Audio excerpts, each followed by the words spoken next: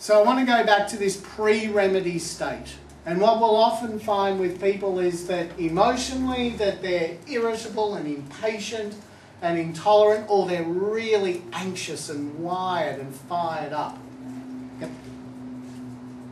However, after a remedy, they seem to accept things a little bit better. They're becoming a lot more tolerant. And also too, what's very interesting is that often their sleep will improve and often their ability increases. Now I'll just talk about those two for a minute. There are some basic guidelines as to whether or not I think a remedy is working. I do not think a remedy is successful if someone has a nice dream, or that their pain threshold has dropped from 10 out of 10, 10 being the worst, to 9.5. It has to accompany a number of things. And one of the things is sleep. Sleep is an area where you are reviving. You're balancing out your energy. You're storing it. And so if your sleep doesn't improve, I don't think you're in the right place. Also too, you've got to watch your diet. You've got to go into... See, Hahnemann was not only an MD and then a homeopath. Hahnemann was a naturopath. You have to have your diet and lifestyle right. And it's really important that we go down that avenue and make sure patients understand that. Because if we're just giving the pill and the pill alone, we're not doing our job. Next. Oh, the ability. No, I've got it in more slides. So, before the remedy, it just seems to be in competition with everyone. Whereas after the remedy, you're more accepting. Before the remedy, people defend their position. They're holding their ground. Whereas after the remedy, they're a lot more lenient. They're willing to give ground a little bit and accept. Yep. What is important after a remedy, and this is where we need to build from common experience. What we've spoken about are the things that go once a remedy is given. But what I want to talk about, because this is just as important, is what doesn't go, or what isn't altered because of a remedy. And one of the things that isn't altered is our ability to be able to think. No patient has taken the right remedy but become more confused. Their ability to be able to think, excuse me, is never depleted. The same thing with talent. If somebody is a great guitarist before a remedy, they're a great guitarist after a remedy. That's never affected.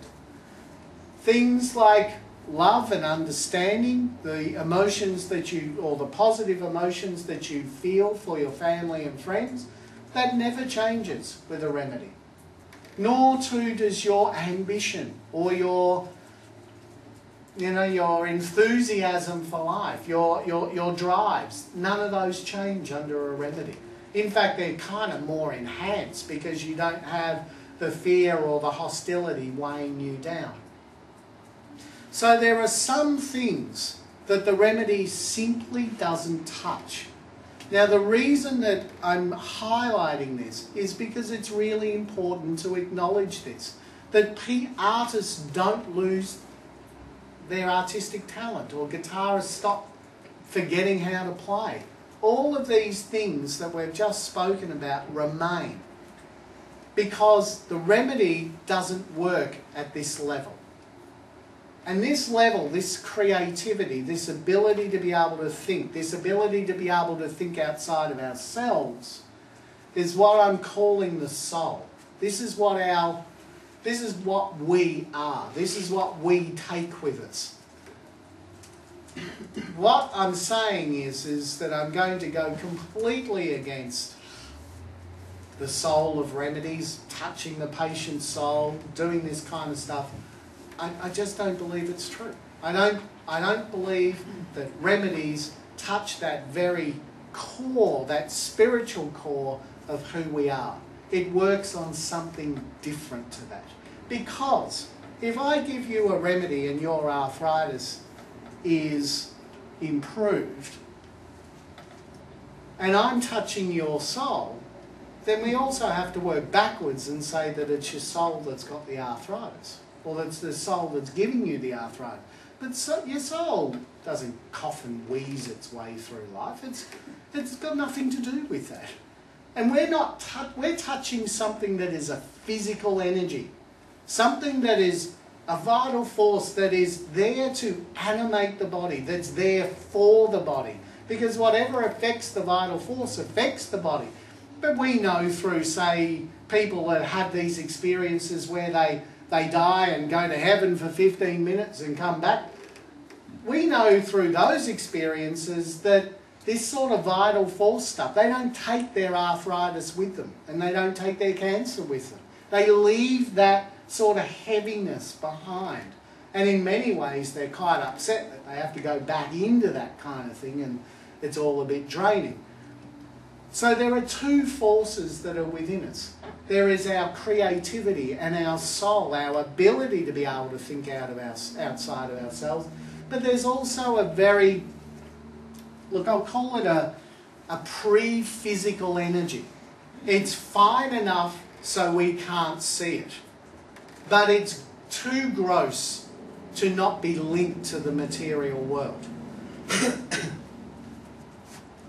The other thing we know about this vital force, or what I'm going to call the survival instinct, but we know it through homeopathy, is that it must attach itself to the physical.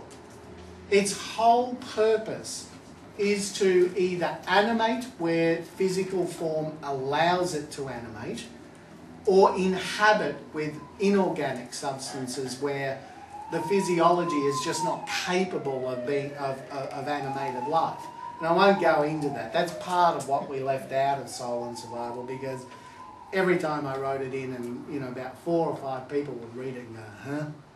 So forget it. But the point is that it's this energy that animates when physical form allows animation to exist, or it just resides in when physical form does not allow it to be animated. Is that okay? Yeah? Is that okay, actually? Yeah, are we okay? So, the point is that this energy must, its whole design is to be in the physical. Otherwise, we couldn't take a drop of China in a liquid and put it onto 1,000 sugar pills, and each one of those sugar pills contains that energy of China. We can do that because the vital force is made to lock into something physical. It must bond and bind with it. And once it's inside that form, it stays in that form.